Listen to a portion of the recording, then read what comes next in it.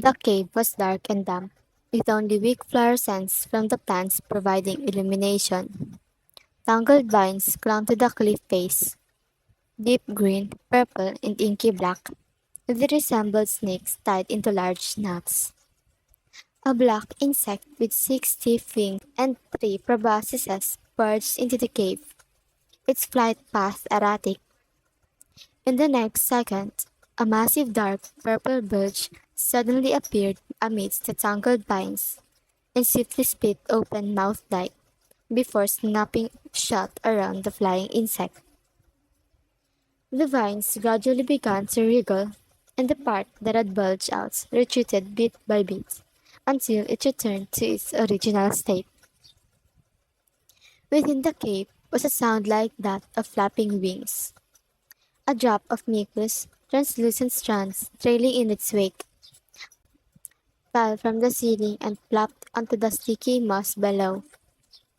The moss began to subtly squirm, and the drop of sparkling mucus vanished into the ground as it was rapidly absorbed. In a corner lit up by the fluorescence of green fungi, a tide of white poured forth from the crevices in the rocks and soil, blanketing a large area. It was a snow-white mycelium. It grew, spread out, and extended hundreds of millions of tendrils, then crept towards the center of the cave, gathered together, merged, and elongated to form a figure. A single foot stepped upon the thick and delicately soft moss and sank down into it, leaving only a snow-white ankle visible. Anja looked at his ankle. Though his human body was sustained by a skeleton, muscles, blood vessels, and had mobile joints, it was not flexible due to the human skeleton's limitations. Layers of keratin formed round and translucent fingernails.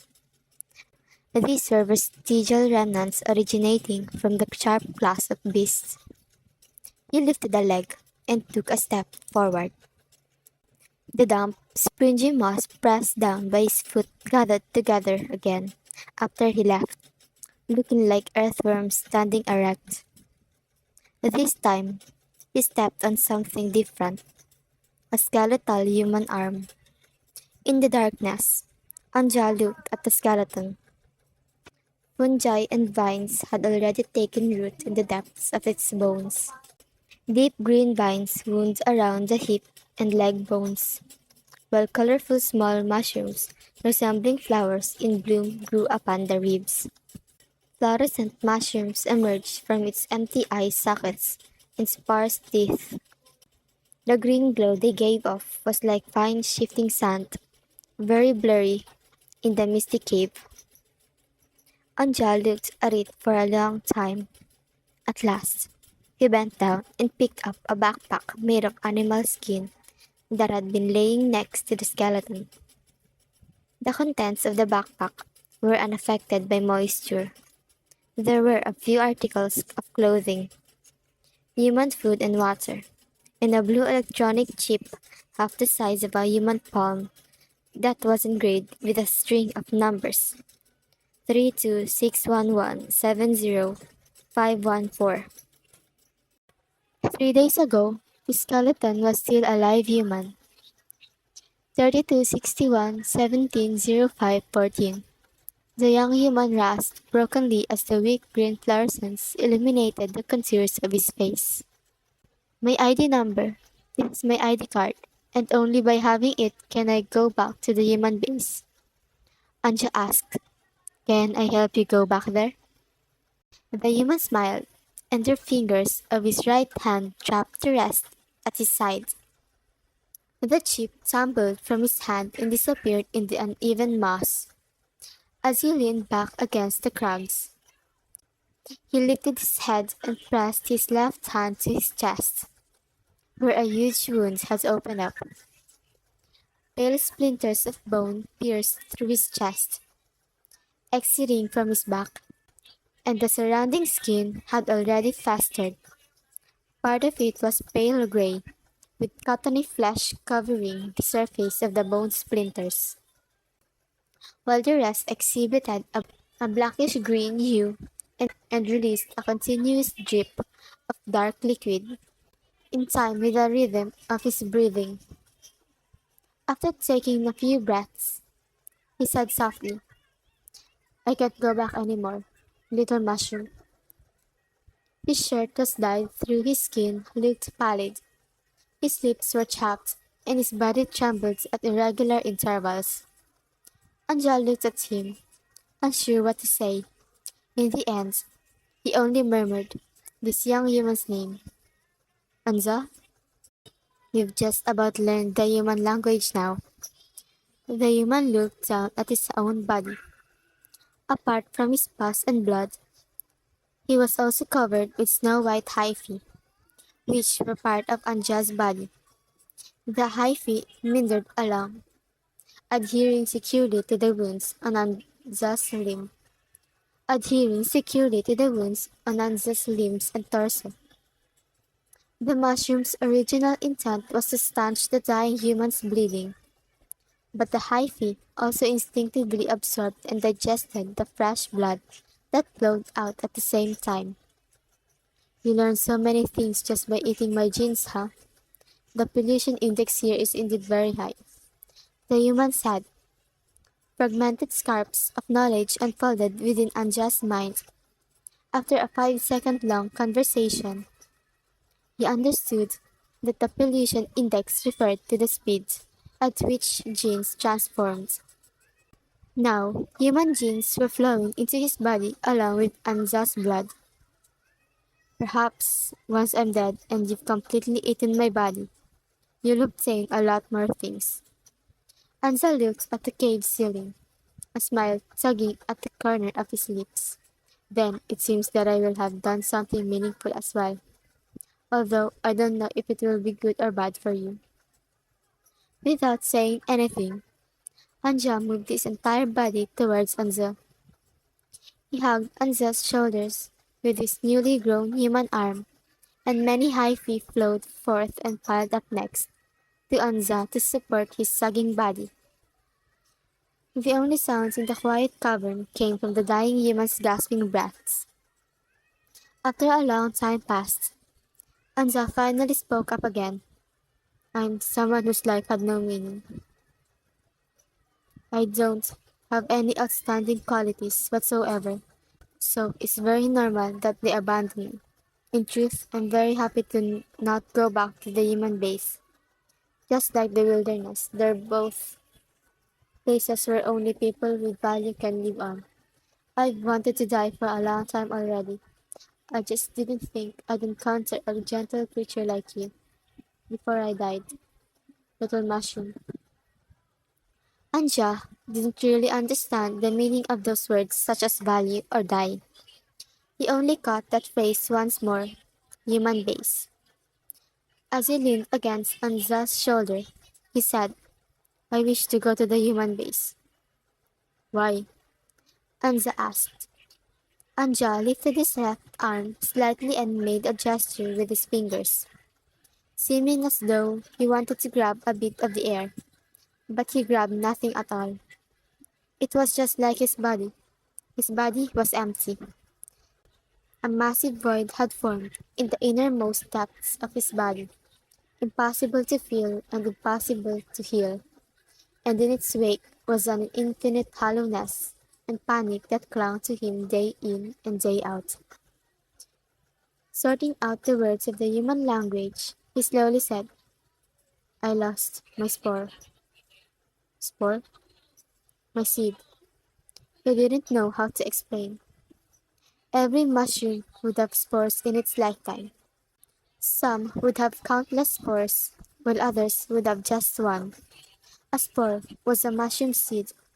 It would grow out of the lamella, be dispersed by the wind to any random place within the jungle, take root wherever it landed, and turn into a new mushroom. Then this mushroom would also grow up little by little and have its own spores. Raising its spores to maturity was a mushroom's sole lifelong mission. But he had lost his only spore when it was far from maturing. Anza slowly turned his head, and Anja could hear his bones click like an old piece of human machinery when he did so. Don't go there. The human's raspy words sped up. You'll die. Anja recited that word once again. Die? Only humans can enter the human base. You won't be able to escape the judge's eyes. Anja coughed a few times, then drew a labored breath. Don't go, little mushroom. Confused, Anja said, I. The human abruptly grabbed Anja's hyphae with great force, and his harsh breathing became more hurried. Listen to me. After violently trembling and gasping for breath, Anja slowly closed his eyes. In a very soft voice, he said, You don't have any attack power or means of defending yourself. You're just a tiny little mushroom. Sometimes, Anja deeply regretted telling Anza about wanting to go to the human base. If he hadn't told Anza wouldn't have spent his final moments on deterring him. Perhaps he could have listened to Anza tell a story, or perhaps he could have taken Anza away from this dark cave for one last look at the fluctuating aurora in the sky. But Anza's eyes would never open again. That brief memory disappeared into the air, just like how Anza's life suddenly disappeared from this world. In front of Anja, there remained only a snow-white skeleton, but he had to go against Anza's wishes regardless. He slowly uncurled the fingers of one hand. A brassy cylindrical bullet shell made of metal quietly lay upon the delicate skin and pale lines of his palm. It was very heavy, and there were some incomprehensible but definitely unusual grooves on its surface. He had found it at the place where he lost his spore, and ever since then he hadn't let go of it. Supposing there was still a 1 in 10,000 chance that he could get his spore back, then this 1 in 10,000 chance lay with the bullet shell, a human creation. With a soft sigh, he put the bullet shell in the animal skin backpack Anza left behind, then bent down and picked up the clothes that Anza had once worn. A light gray long-sleeved shirt stained with blood, hardened black overalls and black leather boots. After doing all of those things, he walked towards the cave exit. As he walked, the slightly baggy clothes rubbed against his skin, and the tiny electric currents traveled from the nerve endings hidden beneath the skin to his core. Anja, who taken human form for the first time, was unused to it, and he frowned as he rolled up the loose shirt sleeves. The vines that had accumulated along the long and winding cave's walls jostled each other, but when Anja passed through, they receded like the tide and settled on the cave ceiling. 3 turns later, a moisture-laden wind blew in. The mushroom pushed aside the withered vines dangling in front of the cave mouth, and vast swathes of mushrooms, his kindred, stretched out as far as the eye could see. They seemed to extend up to the sky, and everything was quiet, with not a sound to be heard. Dim daylight shone in from between the cover of the mushroom cups, and the gray skin twinkled, a lustrous volatile green. Anja smelled rainwater, fog, snake slough, and decaying plants. It was still evening. He sat down beneath the cup of the light gray mushroom nearest to the cave entrance, and took out a yellowed map from his backpack. The map was covered with blocks of color that varied in shade, which indicated the degree of danger in the different areas. Anza had once pointed out to Anja the approximate location of the cave they were in, It was the darkest part of the entire map, which meant that it was a region that boasted 6-star danger levels and pollution levels, and it was named Abyss. On the map, the area containing the abyss had also been marked with many strange symbols. So Anja checked them one by one against the legends in the lower right corner. The marks meant that within the abyss were scattered dense growths of mushrooms, cannibal vines, cannibal shrubs, simple mammalian monsters, hybrid mammalian monsters, common reptilian monsters, poisonous reptilian monsters, winged monsters, amphibious monsters, hybrid polymorphic monsters, humanoid monsters, and so on. At the same time, within the abyss, there were also geographic features such as canyons, hills, mountains, abandoned human cities, and the remnants of roads. The top of the map corresponded to north, and his gaze traveled all the way up. In the upper right of this colorful map, there was a pure white area marked with a bright red star, and the area's name was written to the right of the star, Northern Base. The green lights in the sky intensified, and the color behind it darkened little by little into pitch blackness. At midnight, Anja managed with difficulty to recognize the stars in the sky. He knew the brightest one was called Polaris and could be used to navigate by. So, he pointed the upwards facing arrow on the map's upper left corner towards Polaris and walked out over decaying woods, fallen leaves, high feet, and soil one step at a time. Although it was night time, it wasn't dark. In the sky, those shifting green lights, humans called them the aurora, illuminated everything up ahead, and all Anja could see was mushrooms. Yellow ones, red ones, brown ones, all with massive caps, small ones that clung thickly together on the mountain rocks, round puffballs that lay scattered on the ground and would after maturing release fog-like clouds of spores. Upon landing, these spores would split open upon the damp fallen leaves and soil and grow into spherical puffballs, just like their mother. There were also mushrooms with no caps, consisting of only white or yellow stems that were either grouped together or radially separated. These swayed in the wind like seaweed, but this was not a world of only mushrooms. Vines, mosses, shrubs, cannibal flowers, and twisted trees quietly concealed themselves in the night. In the jungle of plants, dark shadows and strange shapes, either animals or fusions of humans and animals ran, howled, and fought. Animals fought against animals, animals fought against plants, and plants fought against plants. High and low-pitched howls beat against unjust eardrums, and the rocks and soil were mixed with fresh bloodstains of various colors.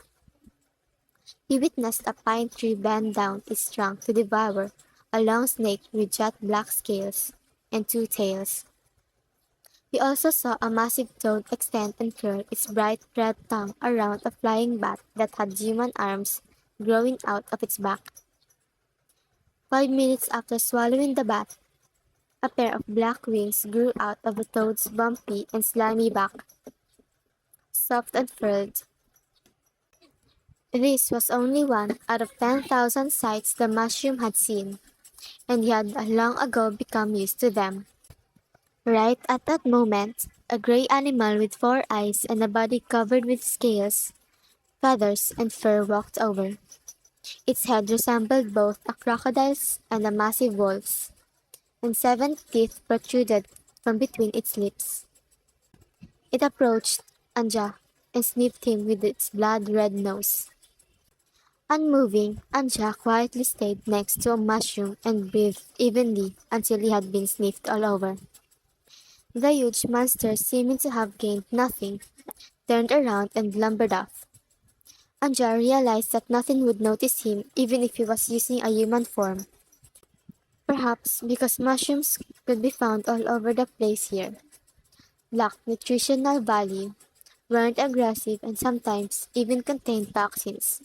So we and they seemed to be creatures from two different worlds, peacefully coexisting. Perhaps Anza had been correct.